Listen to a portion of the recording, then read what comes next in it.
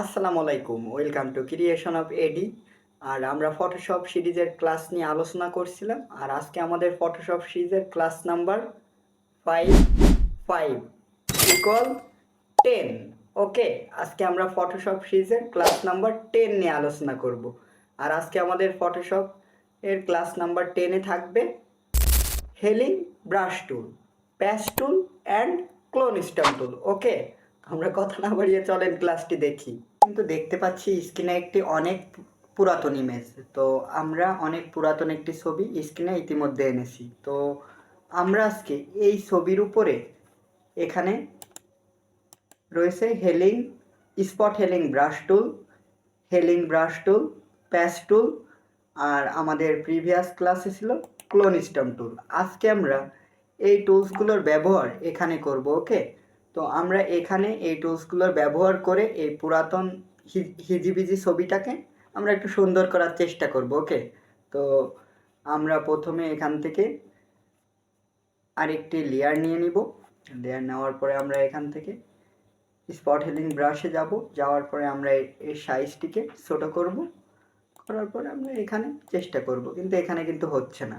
এখানে কিন্তু দেখতে পাচ্ছেন যে স্যাম্পল অল লেয়ার, এখানে টিক মার্কটি নেই, যার জন্য কিন্তু এখানে হচ্ছে না। তো আমরা এটাকে টিক মার্ক দিয়ে নিব। দেওয়ার পরে আমরা এখানে চেষ্টা করব। তারপরে আমরা এখানে সাদা অংশগুলোকে আমরা রিমুভ করার চেষ্টা করব।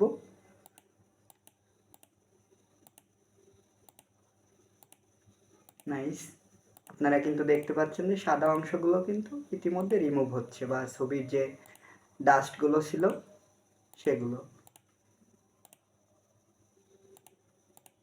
তো আমরা এটি কোন টুলস দিয়ে করছি, তাই তো এখান থেকে আমরা সিলেক্ট করেছি স্পট হেলিং ব্রাশ টুল। তো স্পট হেলিং ব্রাশ টুল দিয়ে আমরা ছবিটাকে একটু সুন্দর করার চেষ্টা করব। এখান থেকে আমরা এটিকে রিমুভ করব।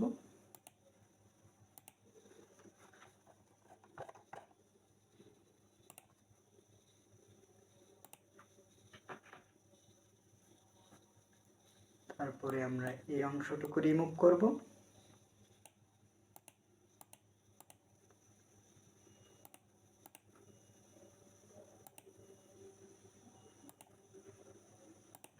আপনারা কিন্তু দেখতে পাচ্ছেন যে ছবির ডাস্টগুলো কিন্তু রিমুভ হওয়া শুরু করছে।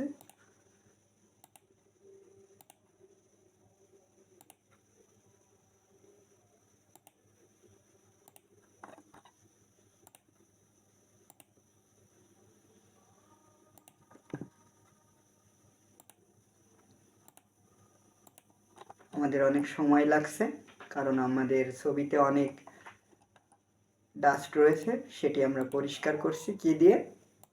এখান থেকে স্পট হেলিং ব্রাশ টুল দিয়ে। আমরা নিউ আরেকটি লেয়ার কিন্তু নিয়ে নিয়েছি। কাজটি আমরা নিউ আরেকটি লেয়ারের উপরে করছি। ওকে, তো আমরা আমাদের যে অংশটুকু রিমুভ করার দরকার আমরা সেটুকু রিমুভ করব।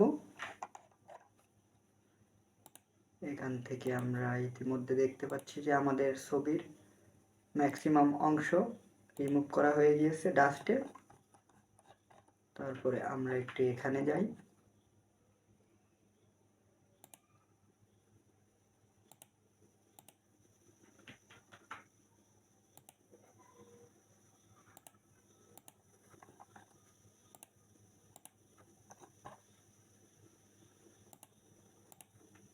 এখানে কিন্তু সাদা সাদা হয়ে যাচ্ছে, তাই না? তো এখান থেকে আমরা ব্রাশের সাইজটি একটু বড় করে নিব। এটাকে কন্ট্রোল জেড প্রেস করে আগের মতো আনবো।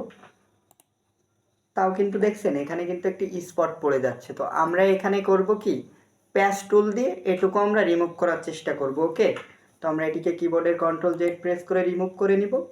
করার পরে এখান থেকে আমরা প্যাচ টুলে যাব। প্যাচ টুলে যাওয়ার পরে সাপোজ আমি এই অংশটুকু আমরা এই ছবিটাতে ফিরে যাব। যাওয়ার পরে আমরা এখান থেকে এইটুকু কপি করব। কপি করার পর আমরা এখানে দিয়ে দিব। সেক্ষেত্রে কিন্তু আমাদের উল্টো হয়ে গিয়েছে, দেখছেন? এখানকার যে স্পটটুকু ছিল এখানে কিন্তু চলে আসছে। তো আপনারা প্যাচ টুলের ব্যবহার কিভাবে করবেন? এখান থেকে মনে করেন যে আপনি সাপোজ এইটুকু আগে সিলেক্ট করে নেবেন, আপনার যেটুকু রিমুভ করার দরকার। করার পরে আপনি এখান থেকে টেনে এখানে দিয়ে দিবেন। That's great. এখান থেকে কিন্তু সাদা অংশ আর কি রিমুভ হয়ে গিয়েছে। তো আমরা আবারও ফিরে যাব স্পট হেলিং ব্রাশ টুলে। এখান থেকে আমরা এগুলো রিমুভ করার চেষ্টা করব। ওকে,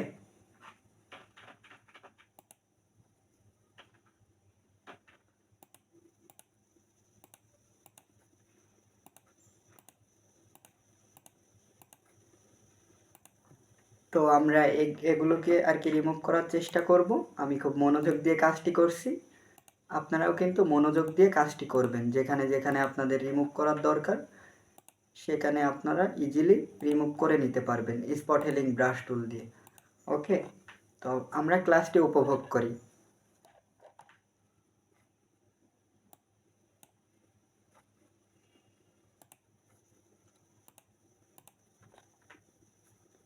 আমরা আগের লেয়ারেই কপি লেয়ারের উপরে যাই, যাওয়ার পরে আমরা এটিকে এই লেয়ারের উপরে করার চেষ্টা করব। ওকে,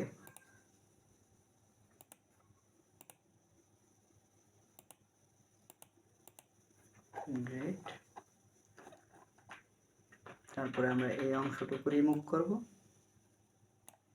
এখান থেকে রিমুভ করতে গেলে দেখছেন সাদা কিন্তু আরও অংশ এখানে কিন্তু বেড়ে যাচ্ছে, বা আপনার পাশের যে অংশটুকু সেটি কিন্তু এখানে চলে আসছে। ঠিক আছে, তো আমরা এটিকে ক্লোন স্টাম্প টুলের ব্যবহার করে এটিকে আমরা রিমুভ করব। ঠিক আছে, এখানে আমরা কিবোর্ডের কন্ট্রোল জেড প্রেস করি, আমরা এই লেয়ারটাকে অন করে দিই। অন করে দেওয়ার পরে আমরা ক্লোন স্টাম্প টুলে যাই, যাওয়ার পরে এখান থেকে আমরা সাইজটি বড় করব। এখান থেকে আমরা সোর্স হিসেবে এটুকু নিব, এটা কিন্তু বড় সাইজের হচ্ছে। আমরা এটি সাইজ ছোট করব।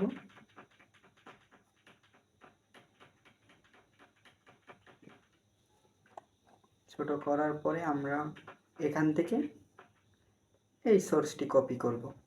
ওকে, আমরা এখানে খুব ইজিলি পেইন্ট করে দিব।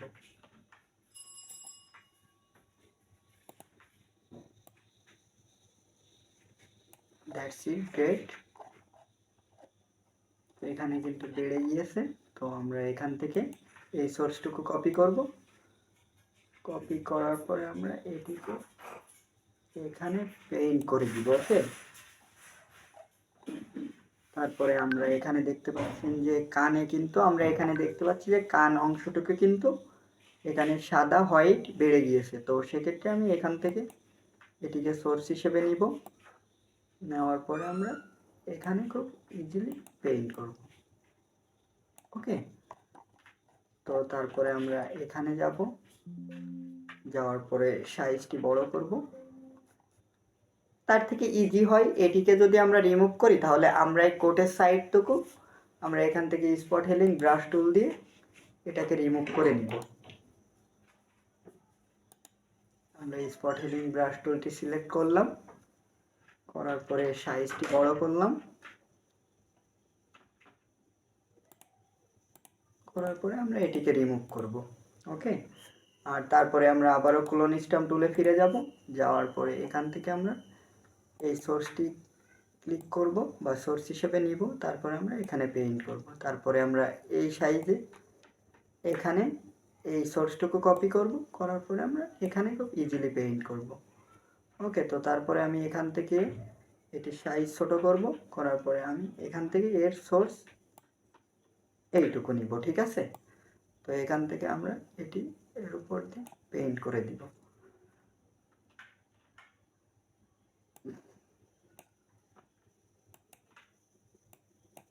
That's it, great.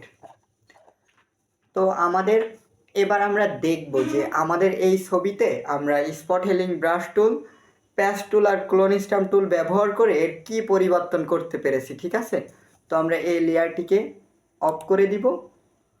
আমাদের প্রিভিয়াস ছবি ছিল এটি, তারপরে আমাদের এখানে নতুন ছবি হয়েছে এটি। ঠিক আছে, তো আজকের ক্লাসটি এই পর্যন্তই। আর আমার ক্লাসটি যদি আপনাদের ভালো লেগে থাকে তাহলে অবশ্যই আমার চ্যানেলটি সাবস্ক্রাইব করবেন। আর স্পট হিলিং ব্রাশ টুলের ব্যবহারটি যদি আপনাদের পছন্দ হয়ে থাকে তাহলে আমার এই ক্লাসটি আপনার বন্ধুবান্ধবের সাথে অবশ্যই শেয়ার করবেন। তো সবাই ভালো থাকবেন, গ্রাফিক ডিজাইন শিখতে ক্রিয়েশন অফ এডির সাথে থাকবেন। আসসালামু আলাইকুম।